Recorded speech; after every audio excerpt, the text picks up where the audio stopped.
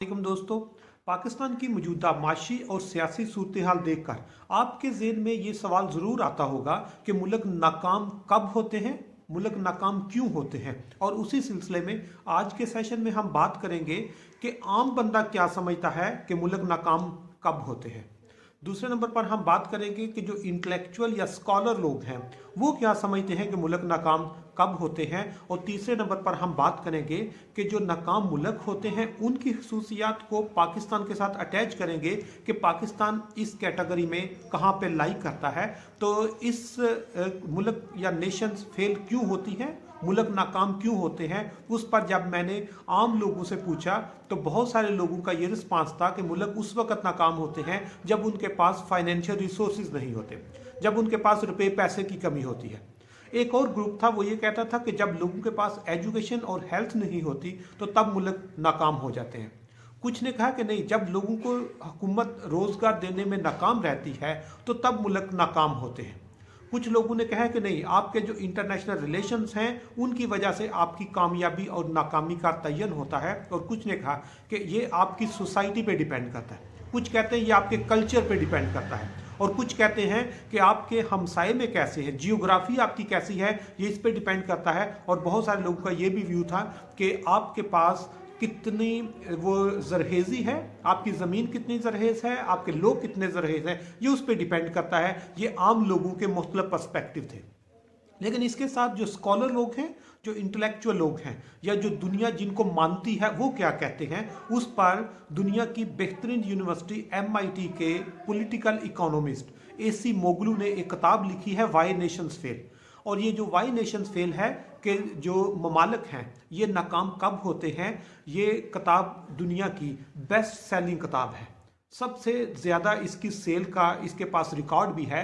और ये किताब में उसने जो डिस्कस किया है उसकी अगर हम समरी या उसका जो खुलासा है उसको डिस्कस करें तो वो ये कहती है वाई नेशंस फेल में कि मुल्क ना रिसोर्सेज कम होने से नाकाम होते हैं, ना उनकी हेल्थ एजुकेशन कम होने से नाकाम होते हैं, ना उनकी जरहेज़ी का इसमें रोल होता है, ना उनके सराउंडिंग का इसके रोल होता है, ना एम्प्लॉयमेंट का रोल होता है, बल्कि रिसोर्सेज उसमें मैटर नहीं करते, बल्कि मैटर करते हैं सिर्फ एक चीज़ कि उसके अदारे कैसे हैं, उसके इंस्टीट्यूशंस कैसे हैं। और अदारे अगर अच्छा काम कर रहे होते हैं तो मुल्क कभी नाकाम नहीं होते, और अगर अदारे अच्छा काम ना कर रहे हों तो मुल्क को नाकामी से दुनिया की कोई ताकत नहीं रोक सकती। और AC मोगलू ने जो वाई नेशंस फेल है इसमें कहता है कि अदारों के दो किस्में होती हैं, दो किस्में उसने बड़ी डिटेल के साथ डिस्कस की हैं। एक कहती है कि एक्सट्रैक्टिव स्टेट इंस्टीट्यूशन है, और जो एक्सट्रैक्टिव हैं या एक्सक्लूसिव स्टेट इंस्टीट्यूशन है वो ये है, उसमें कहते हैं कि उसमें जो अदारों में लोग बैठे होते हैं वो चंद ग्रुप्स होते हैं, चंद ब्यूरोक्रेट्स होते हैं या चंद हाई प्रोफाइल के लोग होते हैं, और वो रिच से रिचर हो रहे होते हैं। और लोगों से जो अमाउंट कलेक्ट होती है, जो टैक्स कलेक्ट होता है, जो रिसोर्सेज होते हैं, उन सब को इकट्ठे करके वो अपने रिसोर्सेज बढ़ा रहे होते हैं। और वो कहता है जब एक्सट्रैक्टिव इंस्टीट्यूशंस होते हैं तो वहाँ पर चंद लोग अमीर से अमीर तर होते जाते हैं, जबकि आम बंदा जो है वो गरीब से गरीब तर होता है। उसके पास ना रोटी होती है, ना एजुकेशन होती है, ना सेहत होती है, ना मकान होता है, ना रोजगार होता है। और वो कहता है ये एक्सट्रैक्टिव स्टेट इंस्टीट्यूशन जहाँ पे होंगे वो मुल्क नाकाम होते हैं।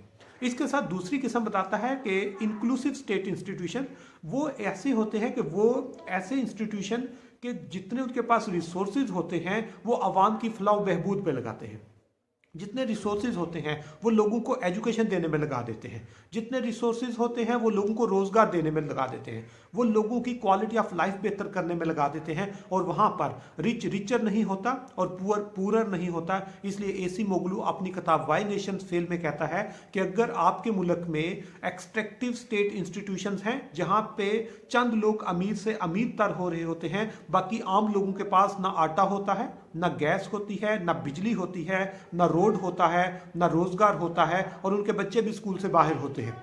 और वो कहता है कि वो नाकाम रियासतें होती हैं, फेल्ड स्टेट्स होती हैं। और अगर आपके मुल्क में अदारे इंक्लूसिव हैं, इंक्लूसिव स्टेट इंस्टीट्यूशंस हैं, तो आपको नाकामी का कोई खतरा नहीं होता, बल्कि आपका हर अगला दिन आपके लोगों का आपके हुक्मरानों का बेहतर से बेहतरीन की तरफ चला जाता है। और इसके साथ ही एसीमोग्लू अपनी किताब वाई नेशंस फेल में ये भी कहता है कि जिस वक्त जो इंस्टीट्यूशंस होते हैं इनकी जो परफॉर्मेंस है, जिस तरह बता रहे हैं कि इंक्लूसिव हैं या एक्सक्लूसिव हैं, उसका अंदाजा लगा के आप देख सकते हैं कि मुल्क नाकाम हो रहा है या नहीं हो रहा। और उसमें कहता है कि अगर एक गरीब मुल्क है और उसके इंस्टीट्यूशन ठीक हो जाए तो रिसोर्सेज कभी भी उनके रास्ते में हायल नहीं होते।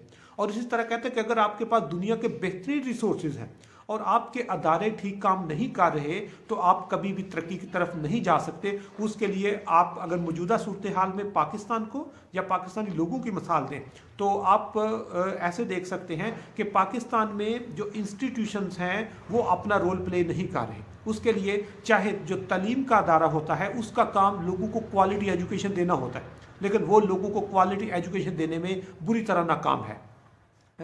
वो इंस्टीट्यूशन जिन्होंने लोगों को हेल्थ प्रोवाइड करनी होती है, अच्छी सेहत उनके डोर स्टेप पे देनी होती है, वो लोग जब पॉलिटिक्स में आ जाते हैं तो लोगों को अच्छी सेहत भी नहीं मिलती और उनकी सेहत हर अगले दिन बुरी से बुरी होती जाती है। स्टेट का काम होता है कि लोगों को रोज़गार देना, और अगर स्टेट रोज़गार ना दे पाए तो इसका मतलब है कि वो लोग जो उनकी प्रायोरिटीज़ हैं, जो स्टेट के इंस्टीट्यूशन हैं, वो अपना प्रॉपर काम नहीं कर रहे। और इसको बिल्कुल आसान अल्फाज में समझने के लिए आप ऐसे कह सकते हैं कि घर में जो माँ है वो स्टेट की तरह होती है और माँ का काम बच्चे को एजुकेशन देना होता है, बच्चे को स्कूल छोड़ के आना, लेके आना है, बच्चे को अच्छा फूड देना है, बच्चे की सेहत का ख्याल रखना है, बच्चे को क्वालिटी ऑफ लाइफ देनी है। और अगर वो ना दे तो वो एक अच्छी माँ नहीं होती। इसी तरह स्टेट का काम भी ये होता है कि वो अपने लोगों को अच्छी तालीम देनी है, अच्छी सेहत देनी है, अच्छा रोज़गार देना है और अच्छी क्वालिटी ऑफ लाइफ देनी है। और अगर स्टेट भी ये काम ना करे तो इसको नाकाम स्टेट कहते हैं। और स्टेट फेलियर जो है, इससे आने वाले दिनों में जो मुश्किलात हैं वो आम लोगों को फेस करनी पड़ती हैं। इसलिए किसी कंट्री में लोगों के पास कितना पोटेंशियल है, कितनी एक्सपर्टी है, कितने हार्ड वर्कर हैं, ये सारा किसी काम का नहीं अगर आपके पास एक्सट्रैक्टिव स्टेट इंस्टीट्यूशन है। और अगर आपके पास इंक्लूसिव स्टेट इंस्टीट्यूशंस हैं तो आपके पास रिसोर्सेज थोड़े कम भी हैं तो वो उनको एफिशिएंटली यूज़ कर सकता है। अगर आपके लोग बहुत ज़्यादा मेहनती नहीं फिर भी वो उनको एफिशिएंटली यूज़ कर सकते हैं। अगर आपके लोग बहुत हेल्दी नहीं फिर भी उसको यूज़ कर सकते हैं। इसलिए मुल्क नाकाम कब होते हैं, उसके लिए रिसोर्सेज की कमी कभी भी बैरियर नहीं रहा, बल्कि उनकी सबसे बड़ी रुकावट उनके अदारे होते हैं। इसलिए अगर खुशकिस्मती से किसी कंट्री के अदारे एफिशिएंटली परफॉर्म कर रहे हों तो वो मुल्क कभी भी नाकाम नहीं होते। और अगर उनके अदारे अच्छी तरह काम ना कर रहे हों तो उसको नाकामी से दुनिया की कोई ताकत नहीं रोक सकती। उसकी बेहतरीन मिसाल आप ऐसे ले सकते हैं कि कल आपकी सुप्रीम कोर्ट ऑफ पाकिस्तान ने एक स्टेटमेंट दी है कि पाकिस्तान में या पंजाब में जो इलेक्शन है ये 14 मई को होना चाहिए।